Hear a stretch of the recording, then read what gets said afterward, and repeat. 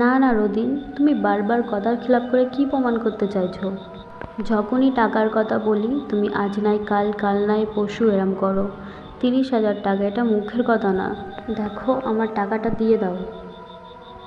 দেখো দাদাবাবু, আমাকে বিশ্বাস করো, তোমার টাকাটা ফিরিয়ে দেওয়ার জন্য আমি প্রাণপণ চেষ্টা করছি। বিশ্বাস করো আমাকে। বিশ্বাস? আমার তোমাকে বিশ্বাস করে টাকাটা দেওয়াই ভুল হয়েছে। এই করে ছটা মাস কেটে গেল, তাও তোমার সময় হয় না টাকাটা ফিরিয়ে দেওয়ার জন্য। দেখো, আমি সবাইকে জানাতে বাধ্য হব। চুপচাপ আমার টাকাটা ফিরিয়ে দাও। আজ রাতের মধ্যে আমার টাকাটা তুমি ফিরিয়ে দেবে, না হলে আমি লোক নিয়ে তোমার বাড়িতে পৌঁছে যাব। ফোনটা রেখে দিয়ে সাইকেলটা দেওয়ালের পাশে রেখে দিয়ে গঙ্গার ধারে এসে বসলাম। আজকাল মানুষকে বিশ্বাস করাটাই হচ্ছে ভুল। রবিন আমার পাশের গ্রামেই থাকে। ওর সাথে খুব ভালো সম্পর্ক ছিল আমার, কিন্তু ভালো সম্পর্কটা রাখতে দিলই কই ও। ওর বিপদের দিনে আমি পাশে ছিলাম। বলেছিল খুব সমস্যায় আছে, নগদ 30,000 টাকা আমি ওর হাতে ধরিয়ে দেই ওর সমস্যার সমাধান করার জন্য। বলেছিল 1 মাসের মধ্যে ফিরিয়ে দেবে, কিন্তু 1 মাস কি, ছটা মাস পেরিয়ে গেল, ও টাকা দেওয়ার কথা মনে নেই। এখন আমি টাকার কথা বললেই আমি খারাপ হয়ে যাব।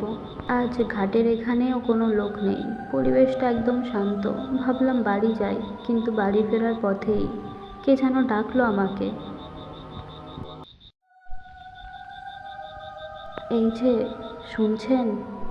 মেয়েটা কোথা থেকে এলো? মনে হয় পাড়ের দিক দিয়ে, কিন্তু কই, আমি তো খেয়াল করলাম না ওখানে কেউ ছিল বলে।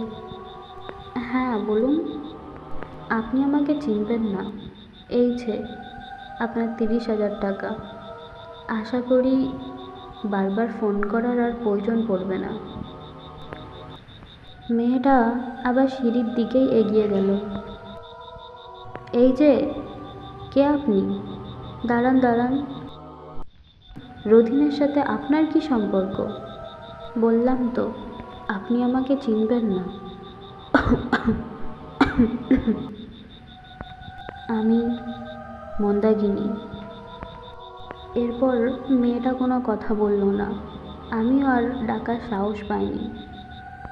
এরপর আমি টাকাগুলোকে উল্টে পাল্টে দেখে একবার রদিনকে ফোন করার কথা ভাবলাম, কিন্তু ফোনটাও ধরলো না, কেটে গেল। ব্যাপারটা কি হলো আমি বুঝতে পারলাম না। এরপর চারিদিকটা ভালো করে দেখে টাকাগুলো রেখে সাইকেলটা নিয়ে চলতে লাগলাম।